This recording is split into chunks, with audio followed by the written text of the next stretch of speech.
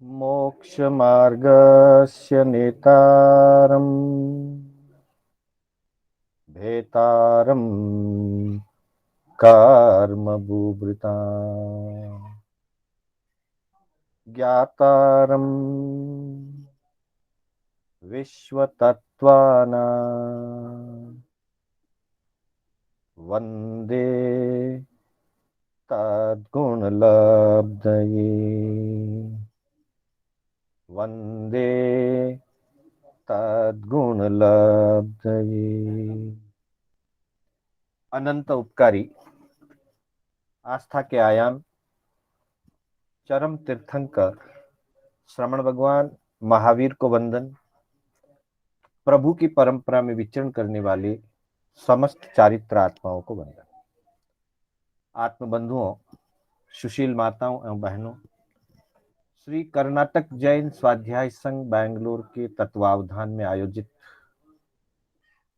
आगम गाथा विवेचन की इस विशेष कक्षा में मैं आप सभी का हार्दिक स्वागत एवं अभिनंदन करता हूं। बंधुओं, हमारी कक्षा आगम गाथा पर आधारित चल रही है और विभिन्न आगमों की कुछ चुनी हुई गाथाओं पर हम चर्चा कर रहे हैं। ये हमारा इस कक्षा का 6ठा सत्र चल रहा है। इसके पूर्व हमने धर्म स्वरूप, विनय स्वरूप, आत्म स्वरूप, कर्म स्वरूप और अप्रमत्त साधना स्वरूप की चर्चा की है और अभी हम भाषा विवेक की चर्चा करने जा रहे हैं। कल हमारी इसकी पहली कक्षा हुई थी जिसमें किस प्रकार की भाषा बोलें इसके बारे में हमने चर्चा की थी।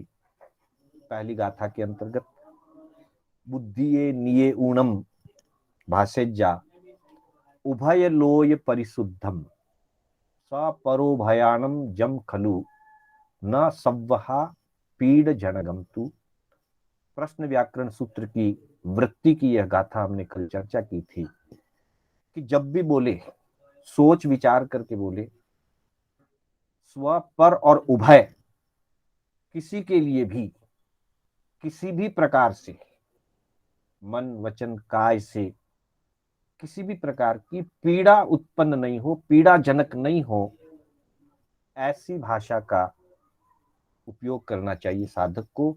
और जो अप्रमत्त साधक होता है वो इतना सोच विचार करके बोलता है। पहले तो बंधुओं, यदि बोलना आवश्यक ना हो, बिना बोले अगर काम चलता हो तो बोलने की जरूरत नहीं। इसके उपरांत बोलने की आवश्यकता हो तो यत्नपूर्वक, विवेक पूर्वक, भाषा समिति का ध्यान रखते हुए सत्य भाषा एवं व्यवहार भाषा का उपयोग किया जा सकता है। और साथ ही असत्य भाषा और मिश्र भाषा, क्योंकि उससे स्व और पर और उभय सबका अहित होता है, वो पीड़ाजनक भाषा होती है। इसलिए ज्ञानियों ने साधक के लिए सत्य भाषा और व्यवहार भाषा बोलने की अनुज्ञा प्रदान की है। साथ ही असत्य भाषा और मिश्र भाषा के बोलने की मनाही की है। भाषा के मुख्य 4 भेद बताए गए हैं। इसकी चर्चा हम आज की गाथा के साथ करेंगे। आज की गाथा हमने प्रज्ञापना सूत्र के आधार से ली है। प्रज्ञापना सूत्र में 11वां पद है भाषा पद और प्रज्ञापना सूत्र की ये 389 389 गाथा है जिसका हम आज स्वाध्याय करेंगे। तो एक बार इस गाथा का हम उच्चारण करते हैं।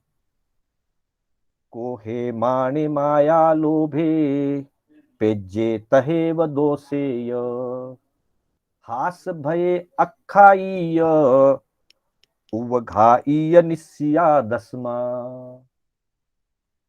कोहे माणे माया लोभे पेजे तहेव दोषेय हास भये अखाईय उव घाई निस्सिया दसमा। बंधुओं, इस गाथा में 10 प्रकार की असत्य भाषा का निरूपण किया गया है। प्रभु महावीर के पास गौतम स्वामी ने प्रश्न किया कि भाषा कितने प्रकार की होती है, तब मुख्य रूप से बताया कि भाषा 4 प्रकार की होती है। सत्य भाषा, असत्य भाषा, मिश्र भाषा और व्यवहार भाषा।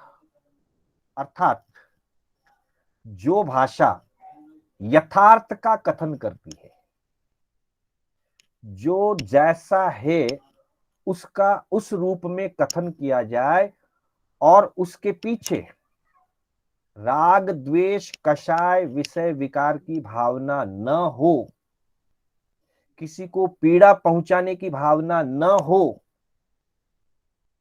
और यथार्थ कथन हो, उसे सत्य भाषा कहते हैं। साथ ही जब कभी भी अयथार्थ का कथन किया जाए, जो जैसा नहीं है वैसा कथन किया जाए, अथवा जो है वैसा कथन न करके विपरीत कथन किया जाए, तो वो असत्य भाषा होती है। कभी कभी मलिन परिणामों के कारण, विकृत भावों के कारण सत्य और असत्य को मिलाकर के जो कथन किया जाता है, जिसमें प्रवंचना की बात मुख्य रहती है, छल की बात मुख्य रहती है, ऐसी भाषा को मिश्र भाषा कहा जाता है। मिश्र भाषा में कुछ अंश सत्य का होता है, कुछ अंश असत्य का होता है, लेकिन उद्देश्य गलत होता है, परिणाम कलुषित होते हैं। इसलिए वो सत्य का अंश भी असत्य के रूप में ही गिना जाता है। इसलिए मिश्र भाषा भी असत्य भाषा के संदर्भ में ही गिनी जाती है। तो असत्य भाषा और मिश्र भाषा, जिनके पीछे अयथार्थता हो, परिणाम मलिन हो, ऐसी दोनों प्रकार की भाषा का उपयोग करने के लिए प्रभु ने निषेध किया है। मिश्र भाषा का निषेध किया है और असत्य भाषा का निषेध किया है। चौथी व्यवहार भाषा कही गई है। व्यवहार भाषा उसको कहते हैं जो सत्य भी है, कदाचित व्यवहार सापेक्ष होने से उसे सत्य के रूप में स्वीकार किया जाता है। व्यवहार भाषा में किसी को भी कष्ट पहुंचाने का या किसी को भी अहित करने का भाव नहीं रहता। व्यवहार भाषा कषाय के वशीभूत नहीं होती है, व्यवहार सापेक्ष होती है। एक उदाहरण से इससे हम समझें कि व्यवहार भाषा क्या होती है। सामान्य उदाहरण तो है, जैसे हम रोज बोलचाल की भाषा में उसका प्रयोग करते हैं। जब हम यात्रा करके किसी मंजिल पर पहुंचते हैं तो व्यवहार में हम कहते हैं कि मंजिल आ गई, बॉम्बे आ गया, बेंगलुरु आ गया। ये व्यवहार भाषा है। बेंगलुरु आया नहीं है, हम यात्रा करके बेंगलुरु पहुंचे हैं। बॉम्बे आया नहीं है, बॉम्बे वहीं था वहीं है, हम वहां पहुंचे हैं। पर व्यवहार में ऐसा कहा जाता है कि बेंगलुरु आ गया, बॉम्बे आ गया, नल आ गया, पानी आया है। नल तो पहले से ही वहां था, पानी आया है, पर व्यवहार में कहा जाता है नल आ गया। ऐसी भाषा से किसी का अहित नहीं होता और कहने वाले का क्या आशय है वो समझ लिया जाता है। ऐसी भाषा को व्यवहार भाषा कहा जाता है। कभी कभी कुछ बातें व्यवहार सापेक्ष होने पर व्यवहार के अनुरूप ही कथन किया जाता है। आगम में एक उदाहरण मिलता है, अंतर्गत सूत्र के अंतर्गत अनिक सेन आदि 6 भाइयों का वर्णन है। भगवान अरिष्टनेमि के शासन के अंतर्गत अनिक सेन आदि 6 भाइयों का वर्णन है, जो वास्तव में देवकी रानी और वसुदेव के पुत्र थे, लेकिन दुनिया की दृष्टि में, व्यवहार की दृष्टि में जन्म होते ही उनका हरिणगमिषी देव के द्वारा संहरण कर दिया गया था और वे भद्दिलपुर के अंदर नाग गाथापति और सुलसा के यहां पले बढ़े उनके पुत्र बनकर के रहे थे, और संसार में, व्यवहार में उनको उन्हीं के पुत्र के रूप में माना जाता था। आगम में जब उनका वर्णन किया तो उनको उसी रूप में व्याख्यायित किया गया। आगम में भी यही वर्णन किया गया कि वो नाग गाथापति के पुत्र थे। जब वास्तविकता की जरूरत पड़ी, प्रसंग उपस्थित हुआ, तब देवकी महारानी अरिष्टनेमि भगवान के पास पहुंची, तब उस सत्य को उजागर किया गया कि ये वास्तव में तुम्हारी ही संतान है। तब तक व्यवहार सापेक्ष बात को व्यवहार सापेक्ष रखा गया।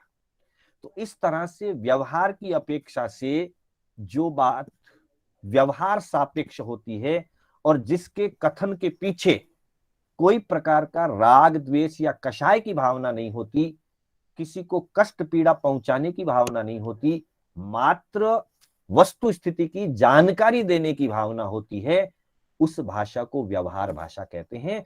व्यवहार भाषा को सत्य भाषा के सापेक्ष माना जाता है और मिश्र भाषा को असत्य भाषा के सापेक्ष माना जाता है। अर्थात व्यवहार भाषा और सत्य भाषा, ये दोनों भाषाएं ज्ञानियों की आज्ञा में गिनी जाती है, और मिश्र भाषा और असत्य भाषा, ये 2 प्रकार की भाषाओं का व्यवहार ज्ञानियों की आज्ञा में नहीं गिना जाता है। इसलिए ज्ञानियों ने सत्य भाषा और व्यवहार भाषा के उपयोग करने की अनुमति दी है और मिश्र भाषा और असत्य भाषा की अनुमति नहीं दी है। इसी संदर्भ में प्रज्ञापना सूत्र के अंदर भाषा पद के अंतर्गत असत्य भाषा के बारे में जब प्रश्न किया गया कि असत्य भाषा कितनी प्रकार की होती है, वैसे तो जितने विचार, जितनी परिस्थितियां, उतने ही प्रकार की असत्य भाषाएं हो सकती है। व्यक्ति पग पग पे, पल पल में असत्य का सहारा लेता रहता है। जहां स्वार्थ हो, असत्य का सहारा ले लेता है। जहां भय हो, असत्य का सहारा ले सकता है। जहां लोभ हो, असत्य का सहारा लेता है। जहां हास्य हो, असत्य का सहारा लेता है। तो अनेक प्रकार की असत्य भाषाएं हो सकती है। 10वें कालिक सूत्र में कोहावा, भयावा, हासावा, लोहावा, क्रोध, भय, हास्य और लोभ के निमित्त से व्यक्ति असत्य बोलता है, ऐसा असत्य महाव्रत के स्वरूप के वर्णन में बताया गया है। उसी को और विस्तार से कहीं 4 कारण दे दिए, कहीं 8 प्रकार की असत्य भाषाएं बताई है, और प्रज्ञापना सूत्र के अंदर 10 प्रकार की असत्य भाषाओं का कथन हुआ है, जिसमें कहा है कोहे माणे माया लोभे पेजे तहेव दोषे यह। अर्थात कोहे यानी क्रोध, माणे यानी मान, अहंकार, माया यानी छल कपट, और लोभे यानी लोभ की वृत्ति, पेज्य यानी प्रेयता, प्रियता, राग भाव, तहेव दोषे ये, और इसी तरह से दोषे, दोषे यानी द्वेष। अर्थात क्रोध के कारण, मान के कारण, माया के कारण, लोभ के वशीभूत, राग के वशीभूत तथा द्वेष के वशीभूत। इसी तरह से हास भय, हास्य के कारण और भय के कारण। जब ये 8 चीजें, 8 में से कोई एक चीज, 2 चीज या 8 चीजें जब व्यक्ति के अंतर में बैठी हो, क्रोध बैठा हुआ हो, अथवा मान माया लोभ हो, राग हो, द्वेष हो, या हास्य और भय उसके अंदर समाया हुआ हो, उनसे प्रेरित अगर व्यक्ति है और उनसे प्रेरित होकर के वो जो भी बात कहेगा, वो जो भी भाषा का प्रयोग करेगा, वो भाषा सत्य हो तब भी असत्य मानी जाएगी, और असत्य है तब तो असत्य है ही। सत्य भाषा भी क्रोध मान के कारण अगर बोली जाए तो वो असत्य के समान मानी जाती है। व्यवहार में बंधुओं हम कई बार ऐसा बोलते हैं कि सत्य कड़वा होता है। बंधुओं, सत्य कभी कड़वा नहीं होता। ये हमारा सोचने का ढंग गलत है। सत्य अगर कड़वा होता तो ज्ञानी भगवंत सत्य की प्रेरणा क्यों करते? सत्य कड़वा नहीं होता है। सत्य को बोलने का तरीका अगर गलत हो, या सत्य बोलने के पीछे क्रोध, मान, माया, लोभ रहा हुआ हो, कषाय से प्रेरित अगर सत्य बोल रहे हैं, अहंकार में आकर के सत्य बोल रहे हैं, किसी को नीचा दिखाने के लिए सत्य बोल रहे हैं, तब वो कड़वा हो जाता है। और यही बात यहां कही गई है कि अगर क्रोध, मान, माया, लोभ, राग, द्वेष, हास्य और भय, इन 8 कारणों से प्रेरित होकर के जब बात की जाती है, अगर वो बात सत्य भी है तब भी वो असत्य के समान मानी जाएगी। जैसे मान लीजिए कोई व्यक्ति अंधा है। अब अंधा है तो अंधा है, ये तो सत्य बात है।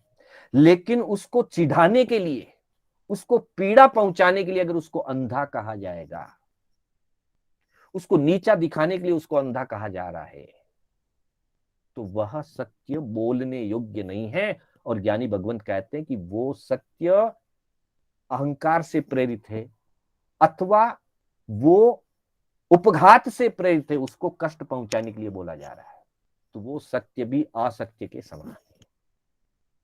तो 8 चीजें तो क्रोध, मान, माया, लोभ, राग, द्वेष, हास्य और भय, ये सारे मन के दुष्परिणाम है। ये सारे मन के कलुषित परिणाम है। क्रोध भी कलुषित है, मान, माया, लोभ भी कलुषित है, राग द्वेष तो कलुषित है ही, हास्य और भय भी अगर अंदर में छाया हुआ है तो वो मन की मलिनता है। उस मलिनता के कारण सत्य भी असत्यवत हो जाता है। इन 8 के अलावा 9वां कहा कि अख्यायीय। अख्यायीय शब्द का मतलब होता है आख्यायिका, कहानी, कथा। कई काल्पनिक कथाएं होती है। जिन काल्पनिक कथाओं में कई असंभव बातें जो वास्तव में होती नहीं, माइथोलॉजी के रूप में भ्रमित बातें कई कहानियों के माध्यम से, काल्पनिक कहानियों के माध्यम से, मनोविनोद की दृष्टि से अथवा मनोरंजन की दृष्टि से जो कथाओं का, काल्पनिक कथाओं का निर्माण होता है, और उसमें कई ऐसी बातें जो वास्तव में होती नहीं है, हो सकती भी नहीं है, वैसी असंभावित बातों का कथन भी उन कहानियों में होता है। तो वो उनके पीछे जो मूल उद्देश्य होता है, या तो भय पैदा करना, या रोमांच पैदा करना, उत्तेजना पैदा करना, अथवा राग द्वेष पैदा करना, ये मलिन भाव है। उसके कारण जो आख्यायिकाओं में, कहानियों में, काल्पनिक कहानियों में जो काल्पनिक चीजों को बढ़ा चढ़ा करके या असंभव होने वाली चीजों को भी कथन रूप में कहा जाता है, वो भी असत्य की कैटेगरी में है। वो एक तरह से लोगों को या तो भ्रमित करती हैं या तो उत्तेजित करती है। भ्रमित करती है तब भी असत्य का काम है, और उत्तेजित करती है तो भी आत्मा का पतन का ही है। तो आत्मा को पतन की ओर ले जाने वाली होने के कारण ज्ञानियों ने उस कथा को भी या उस भाषा को भी असत्य भाषा कहा है। और उसमें उसके बाद का उवघाह्य निस्सिया 10वें नंबर की जो असत्य भाषा है वो उपघातिक, उवघाह्य, अर्थात जिस भाषा के पीछे हिंसा जुड़ी हुई हो, अथवा जिस भाषा के बोलने से हिंसा होने वाली हो, वो भाषा भी असत्य भाषा के समान है, सावध्य भाषा के समान है, क्योंकि उसके पीछे दर्द जुड़ा हुआ है। जैसे उदाहरण के लिए कहते हैं कि अगर कोई शिकारी शिकार के पीछे भाग रहा है और देखा शिकार किसी गली में घुस गया, किसी झाड़ी के पीछे घुस गया, छिप गया, और पीछे से दौड़ता हुआ शिकारी आया और उसने पूछा कि अभी अभी इधर से एक खरगोश गया है, वो किधर गया। अब मान लो मैंने देखा है कि वो इस झाड़ी के पीछे जाकर के छुपा है। अब अगर मैं ये बात कहता हूं कि खरगोश इस झाड़ी के पीछे जाकर के छुप गया, तो यथार्थता में तो वो सत्य है, मैं झूठ नहीं बोल रहा हूं। लेकिन मेरे इस बात के कारण, मेरे द्वारा यह कथन किए जाने के कारण शिकारी उस शिकार को मारेगा, उसका घात लगाएगा। तो मेरी भाषा सत्य होते हुए भी पापजनक हो गई, पीड़ाजनक हो गई। कल की गाथा में हमने चर्चा की थी कि हमारी भाषा ऐसी नहीं होनी चाहिए कि जिससे खुद को, दूसरे को, या दोनों को, या किसी को भी पीड़ाजनक हो। पीड़ाजनक भाषा को बोलने की अनुमति नहीं है। और यहां कह दिया उवघाह्य, उपघातिक, जो घात पैदा करती है, पीड़ा पैदा करती है, वो भाषा भी असत्य भाषा के समान है, असत्य भाषा ही है। बड़े पाप के रूप में किसी की हिंसा हो रही हो तो भी वो उपघातिक है। छोटे रूप में हमने किसी को पीड़ा पहुंचाने के लिए किसी की कमी, किसी की कमजोरी, किसी की कोई दुर्बलता, उस दुर्बलता का हमने कथन किया है, तो वो बात सत्य है, बात तो सत्य है। लेकिन पीड़ा पहुंचाने के लिए हमने किसी की दुर्बलता का कथन किया। मान लीजिए किसी के घर में कोई ऊंच नीच हो गई, कोई दुर्घटना घटित हो गई। अब हम कह रहे हैं कि इसके घर में ऐसी दुर्घटना हुई, ऐसा कांड हुआ, बात तो सत्य है, पर हम उसको कह रहे हैं सामने वाले व्यक्ति को नीचा दिखाने के लिए। हम कह रहे हैं उसके परिवार की प्रतिष्ठा को धूमिल करने के लिए। अब वो व्यक्ति उस बात को सुनता है या उसको जानकारी मिलती है तो उसको दुख होता है, पीड़ा होती है, मानसिक रूप से उसको दर्द होता है।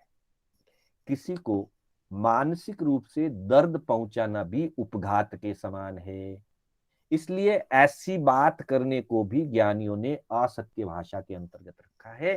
तो इस तरह से बंधुओं, प्रभु ने मूल रूप से भाषा योग के 4 भेद बताए। सत्य भाषा, यथार्थ चीज को यथार्थ कथन करना, जिसके पीछे कोई भी प्रकार की स्वार्थ भावना या कोई भी प्रकार की मानसिक कलुषता नहीं है और यथार्थ कथन किया जा रहा है, वो सत्य भाषा है।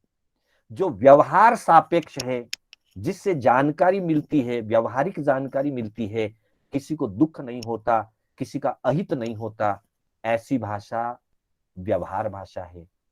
और जिस भाषा में अयथार्थ का कथन होता है, जो चीज नहीं है वैसा कथन किया जाता है, और जो है वैसा कथन नहीं किया जाता, ऐसी भाषा असत्य भाषा है। और कहीं सत्य और असत्य को मिला करके पर परिणाम कलुषित है, ठगने के परिणाम है, छल कपट के परिणाम है, दुख पीड़ा पहुंचाने के परिणाम है, और मिश्रित भाषा का प्रयोग किया जा रहा है।